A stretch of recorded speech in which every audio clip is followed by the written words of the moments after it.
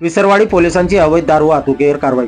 दिनांक 19 जुलै रोजी विसरवाडी पोलिसांना गुप्त माहिती मिळाली की दैवेलकडून विसरवाडीच्या दिशेने एका सफेद रंगाच्या कारमध्ये अवैधरित्या दारू वाहतूक होत आहे.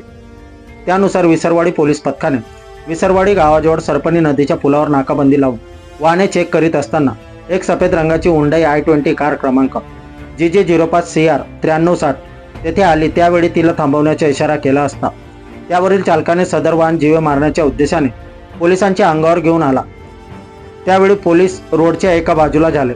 त्यानंतर नमूद चालकाने सदर वाहन रोडच्या कडेला उभ्या असलेल्या शासकीय वाहनास धडक देऊन पळून जाण्याच्या उद्देशाने प्रयत्न केला, परंतु त्यात त्याला यश न आल्याने त्याने U-टर्न घेऊन वाहन परत दैवेलच्या दिशेने घेऊन जाण्याचा प्रयत्न केला.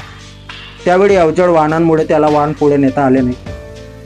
त्यानंतर नमूद गाडीतील 2 व्यक्तींना ताब्यात घेऊन त्यांचे नाव विचारले असता हेमंत कुमार धनसुखभाई राठोड राहणार वडसाड गुजरात, जैनिल रमेश पटेल राहणार मोठी वाकड दमण असे सांगितले.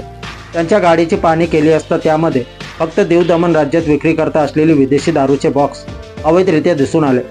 सदर कारवाई दरम्यान वाहनासह 9,36,230 रुपये किमतीचा मुद्देमाल जप्त करण्यात आला आहे. सदर कारवाई दरम्यान झालेल्या झटापटीत एक अधिकारी व एक कर्मचारी जखमी झाले आहेत. त्यानुसार विसरवाडी पोलीस ठाण्यात गुन्हा रजिस्टर नंबर 235/2025 भारतीय न्याय संहिता कलम 109(1), 132, 121(1) सह महाराष्ट्र राज्य दारूबंदी अधिनियम 65 83-108 प्रमाणे गुन्हा दाखल करण्यात आला आहे. सदरची कारवाई पोलीस अधीक्षक नंदुरबार श्रवण दत्त, अप्पर पोलीस अधीक्षक आशित कांबळे, उपविभागीय पोलीस अधिकारी नंदुरबार संजय महाजन यांच्या मार्गदर्शनाखाली विसरवाडी पोलीस स्टेशनचे सहाय्यक पोलीस निरीक्षक नरेंद्र साबळे, पोलीस उपनिरीक्षक किरण पाटील, पोलीस उपनिरीक्षक Devidas वडगुले, ASI Ramchand Mohane, ASI Manohar Borse, police head constable Kautik Kokani, police Naik Shivaji Vasave, police शिपाई मनिंदर नाईक यांच्या पथकाने केली आहे.